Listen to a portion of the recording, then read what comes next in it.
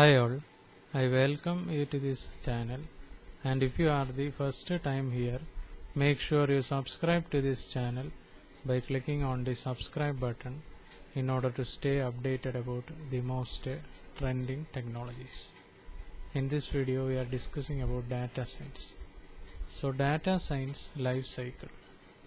So a common mistake made in data science projects is rushing into data collection and analysis without understanding the requirements or even framing the business problem properly. Therefore, it is very important for you to follow all the phases throughout the life cycle of data science to ensure the smooth functioning of the project. First is discovery, then data preparation, model planning, model building, operationalize and communicate the results. So discovery. So before you begin the project, it is important to understand the various specifications, requirements, priorities and required budget. And you must possess the ability to ask the right questions, and here you assess if you have the required resources present in terms of people, technology, time and data to support the project. And in this phase you also need to frame the business problem and formulate initial hypothesis to test. Then data preparation. So in this phase, data preparation, you require an analytical sandbox in which you can perform analytics for the entire duration of the project. And you need to explore pre-process and condition data prior to modeling. Further, you will perform ETLT, extract, transform, load and transform to get data into the sandbox.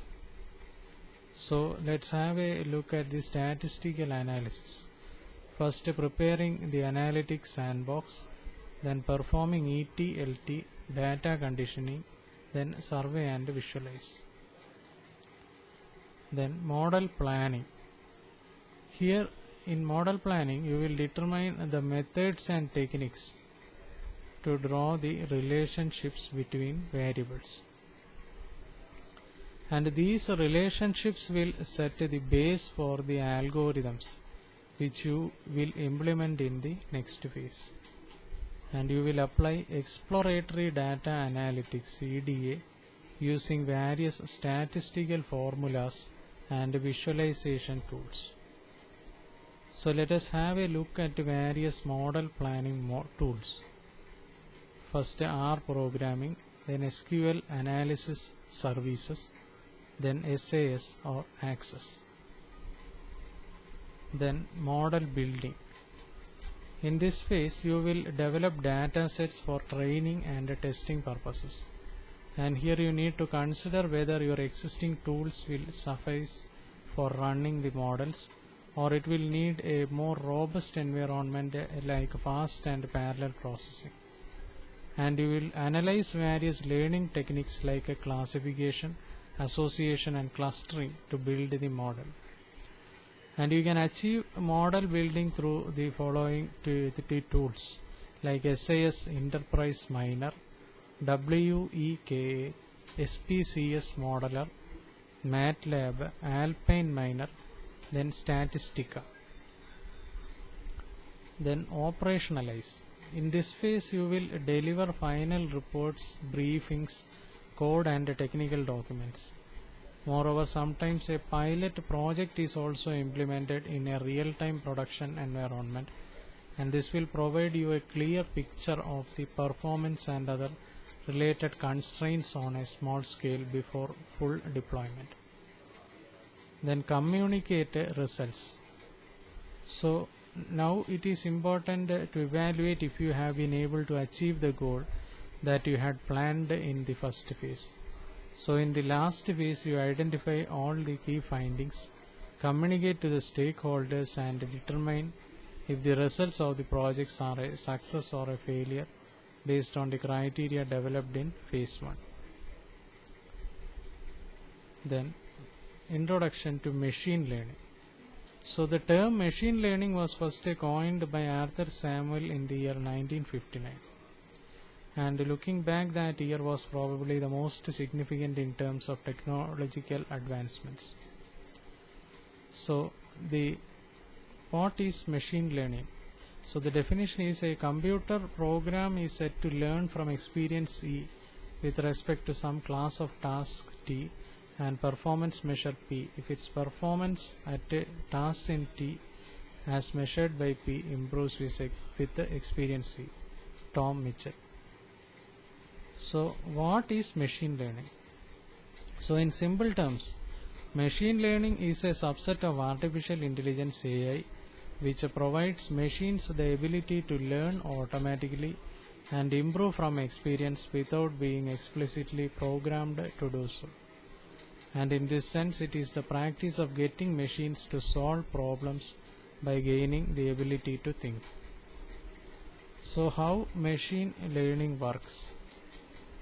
So it enables the computers or machines to make data-driven decisions rather than being explicitly programmed for carrying out a certain task. And these programs or algorithms are designed in such a way that they learn and improve over time when exposed to new data. But wait, can a machine think or make decisions? Well, if you feed the machine a good amount of data, it will learn how to interpret, process and analyze this data by using machine learning algorithms. And a machine can learn to solve a problem by following one of the three approaches, like types of machine learning, which is supervised learning, unsupervised learning, and then reinforcement learning. So supervised learning. Supervised learning is a technique in which we teach or train the machine using data that is well labeled. So to understand supervised learning, let us consider an analogy. So as kids, we all needed guidance to solve math problems, and our teachers helped us understand what addition is and how it is done. So similarly, you can think of supervised learning as a type of machine learning that involves a guide. So the labeled data set is the teacher that will train you to understand patterns in the data. And here the labeled data set is the training data set. So types of supervised learning are regression and classification. In regression we have linear regression and logistic regression. And in classification we have support vector machine, decision tree, etc. Then unsupervised learning. So unsupervised learning involves training by using unlabeled data and allowing the model to act on that information without guidance.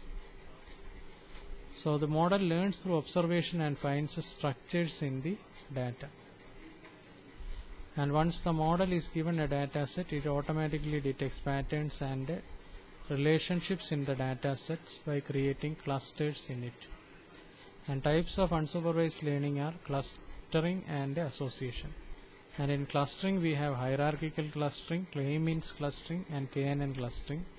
And in association we have a priori algorithm and FP growth algorithm. So this was a brief discussion on data science, and if you are the first time here, subscribe to the channel by clicking the subscribe button in order to stay updated about the most trending technologies. Thank you for watching this video. Bye for now.